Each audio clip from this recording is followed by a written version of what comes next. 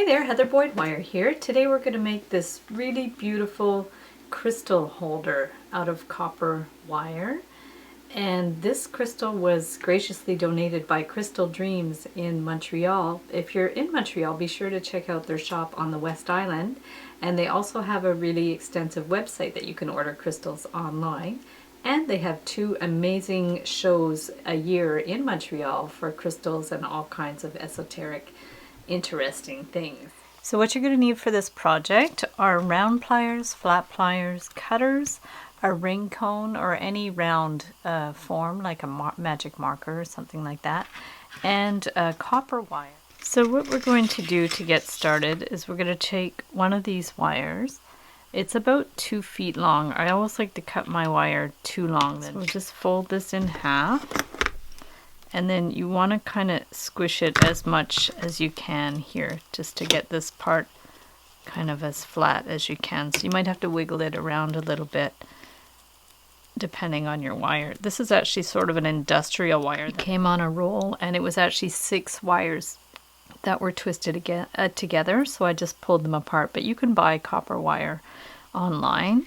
And so this will be, like, here's our finished product. So I have 3 spirals on the bottom and 5 at the top. You could do any kind of combination of spirals that you want, but I decided for this one to have less on the bottom than on the top. And so here this one is in half, and then what you'll need is a couple of these to make your spirals on the bottom. So I'm going to put 2 of these like together like that, and then leave enough to make a spiral. So leave, oh my gosh, it's about 8 to 10 inches like that at the bottom. We'll go like that. So this will be sort of your beginning kind of thing. And then we're going to get another wire, and we're just going to wind that one around. We could do it 2 ways. You can either like wind this one around like that, or we can just fix these 3 and that one in the middle, and then get another wire and wind them all around. And this last wire can actually be thinner than these wires, just to make it a little easier to work with. So what we're going to do is just start like that, wind it around like that, and then on this side make sure this little end is tucked in, and then depending on how high you want it to be, just wind this up a couple of inches, I would say. So just wind it. It's a little tricky to work with because the wires are long, but because this is a sort of a home decor ornament, we're working with thicker wire and larger wire than what I usually do. So we'll just bend that around, say a couple of inches, and then at that point leave this wire here, take these wires and spread them apart. Okay, so we're going to just spread all these wires apart a little bit like that. Okay, so we have all these spread apart, and then the wire that you've used to twist, because these wires move around, you're going to use this wire as sort of an anchor.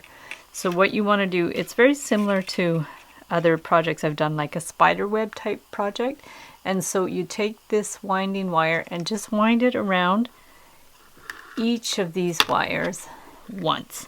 Okay, and this is why you might want to choose a thinner wire, because this thick wire is a little bulky to work with, but it still does the job. So we'll go there, and then the next one, we're just going to wind it around the next one, and try not to pull it too tight because you want these to be evenly spread around. And then this one, let's wind it around, and don't worry if it's a little loose to start, because we can tighten it up after. So that one, and then just keep rotating this, and this one, and you'll see it just holds them nicely in place. And then the last one, like that. And if you wanted, you can go back over this first one here if you want. I don't think it's really necessary. So what we're going to do now is just cut this end, pull it a little tighter, cut it off. So now we're done with that piece. You can throw it away. And so we have these 4 or 5 lengths here. And then what you want to do is cut them all the same size. So in this case, this one's about probably 8 to 10 inches. So we want to just kind of, we'll pull them all up a bit, and then we'll just cut them all so they're about the same size. They don't have to be exactly the same, but just more or less the same size. And then they'll be even. So we've cut off all of those ends. And then now, before I make the spirals on the top, I want to just kind of end this little end off here. And so what I'll do is I will just wind it one more time, spread these at the bottom like that. And these pretty well stay in place, so you don't really have to do the whole windy thing on these ones. So what you can do is just finish this end off. So the little foldy end in there is hidden. You can just go like that. Trim the end if you need to, like that, and then pinch it in if it's sticking out. And then this, they're just going to be, they're going to hold themselves in place, so that's not a problem. So now, at the top, we want to make the spirals. So to make the spirals, you just take your cone, and like I said, if you don't have a cone, you can use a marker, or I do have a tutorial how to make your own cone that I could put a link below. So to make the spiral, you just hold it at the thicker end of the cone and wind it around, and you just work your way up like that. And if you don't have the cone, wind a big circle at the bottom with a thick marker, and then at the top you use a thinner marker. So you just want to do all your spirals like that. I have all of our spirals done, and to finish off the spirals, we get our round pliers, and we just take one end, twist it in, okay, so it's kind of flush like that, and then you just, with these pliers, work your way in. You kind of push it down like that a little bit, and then you can just do the rest with your hand. Just go like that, okay, and wiggle it around how you like, and then you do the same with the other ones. So once you have them all the spirals done, so you can just like open and close them and arrange them how you want, and just double check with your crystal how that's going to sit nicely on the spirals.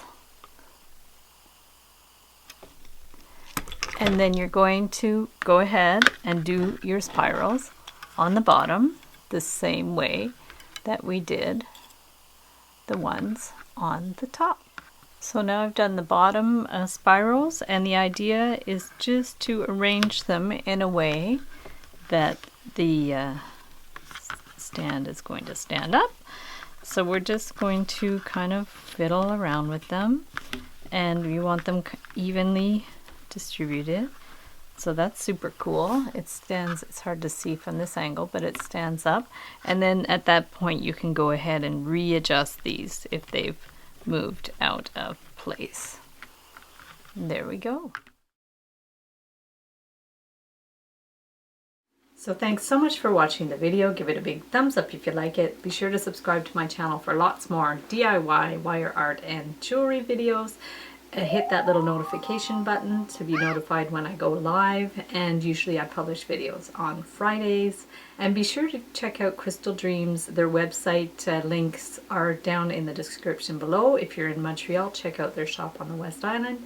And be sure twice a year they have an amazing crystal show in Montreal, so be sure to check that out too if you're in town. Thanks for watching.